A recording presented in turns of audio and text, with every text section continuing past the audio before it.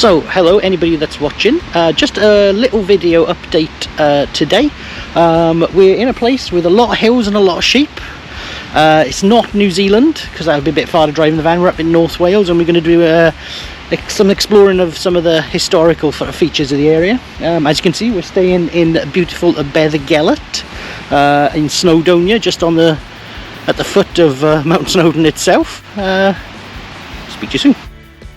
So, no Steph or Chili for this one, I'm afraid. It's just another old man's weekend. Initially, we're staying at Aberthelget campsite, and this is just about a mile out of the village, just about half an hour's walk in. It's a lovely village associated with the myth of Gelert the dog, with his grave, which isn't real, situated in a piece of land in the village. Well worth a visit. Also really close to Snowdon and easy to get from here to a lot of the main sort of attractions of the area.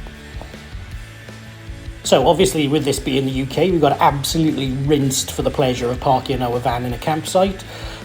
It's been a few months since I shot these videos, so I just reminded myself how much it was, and apparently for a pitch in May 2024 you're looking at just a shade under £67 per night, which frankly is quite a lot. Having said that, the site was lovely, it was well maintained, you're sort of tucked away in the woods, it was all very peaceful, facilities were lovely and clean, so no real complaints about the site other than the eye-watering cost, which sadly is fairly typical now of a lot of sites in the UK.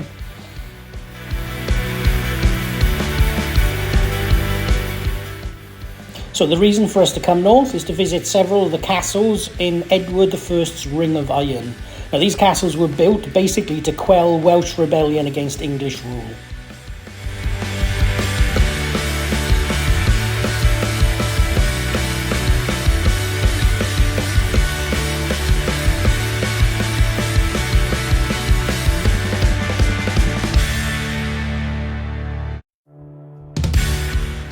So our first stop is Harlech Castle, and this was built between 1282 and 1289 at the princely sum of just under £8,200. So Harlech, on its hilltop perch, has a couple of claims to fame. In 1404 it was captured by Welsh rebel Owen Glyndwr and maintained as his headquarters until it was recaptured 5 years later. It was the last Lancastrian stronghold to surrender to the Yorkists during the War of the Roses, which led to the famous Song of Men of Harlech. And similarly, during the 17th century, it was the last royalist fortification to surrender to parliamentary armies in the English Civil War. And if you think that the last 800 years may have cured all ill feeling on the Welsh side for the English, well, sadly you'd be wrong. And as recently as 2017, plans to memorialise the Ring of Iron with a monument outside Harlech Castle were scrapped. The reasons for this were simple. The weapons of mass destruction of the day, these castles were actually viewed by many in Wales even now as a symbol of the oppression and subjugation of their ancestors.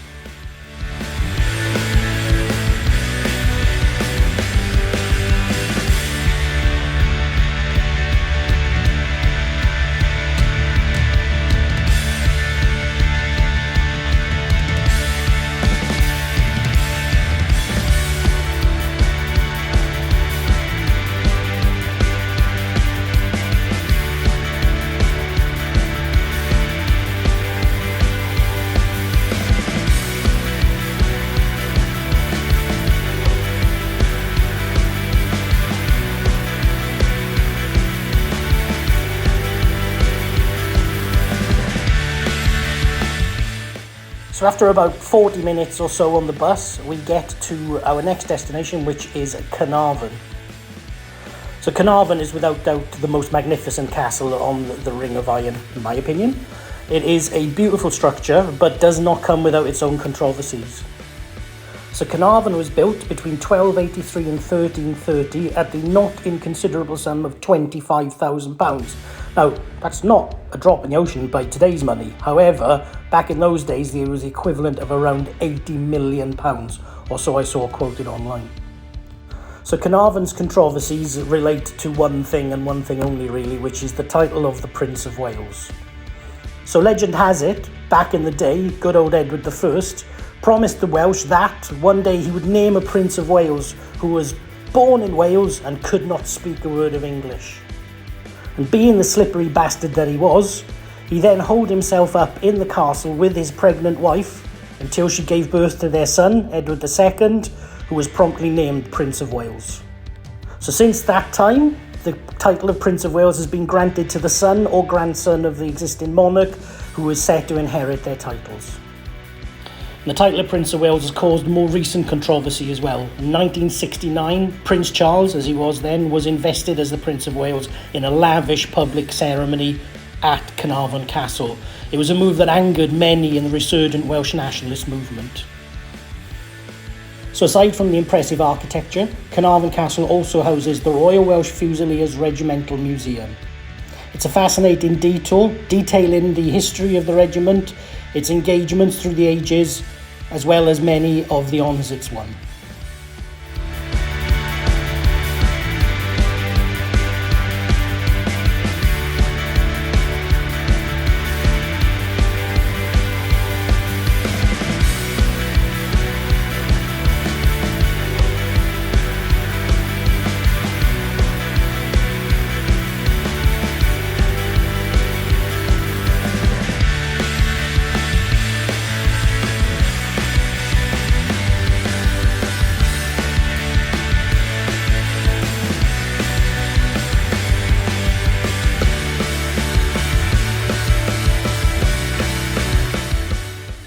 So for the final stage of our journey, we head a little bit further north and east to the town of Conway, where we stop in an actual honest-to-goodness air, which is a rarity and a most welcome one in this part of the world. It's probably a bit pricey by European air standards, about 20 quid a night. Got all the amenities you need there though, and it's about 15-20 minutes walk into the town of Conway itself, so you can't go too far wrong. So next up then, of course, is Conway Castle. It's in a really prominent position overlooking the estuary in a beautiful spot, and on a sunny day like the day we visited, it is absolutely glorious there. Built between 1283 and 1287 at the cost of around £15,000, Conway's also played its part in history. It was used as a haven by Richard II in 1399 after being deposed by Henry IV. And old Longshanks himself, Edward I, was also once besieged at the castle during a Welsh rebellion. Also, unlike Carnarvon, much of Conway's town walls still remain, so you can walk pretty much from the castle all the way around the medieval town via the wall and its 21 towers.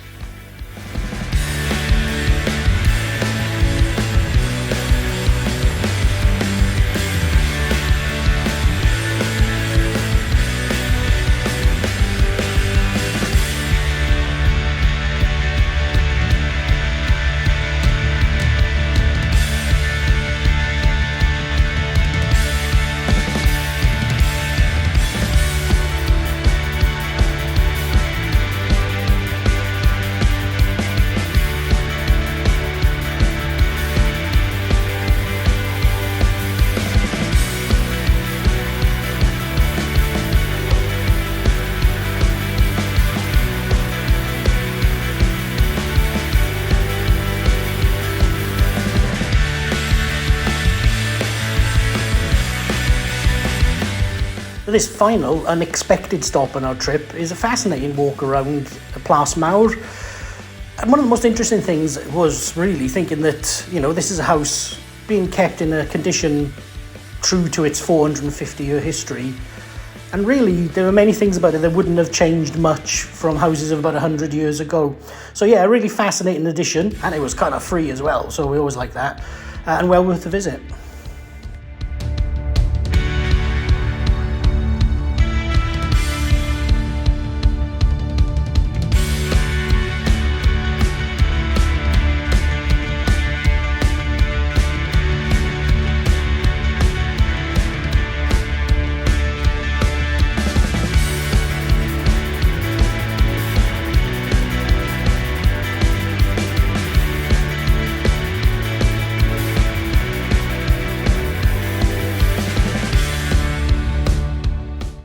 And if all that isn't enough excitement for you, you can also find in Conway Britain's smallest house, Key House, which has a floor area of 10 by 6 feet or about 6 meters squared. So that brings us to the end of this little detour, and a worthy reminder, if any was needed, that North Wales is an absolutely beautiful place to visit. Anyway, thanks very much for watching. It shouldn't be as long till we get our next video up, and it'll be more of a traditional Littlest Nomad video with myself, Steph and Chili. But thanks very much again, and we'll see you soon.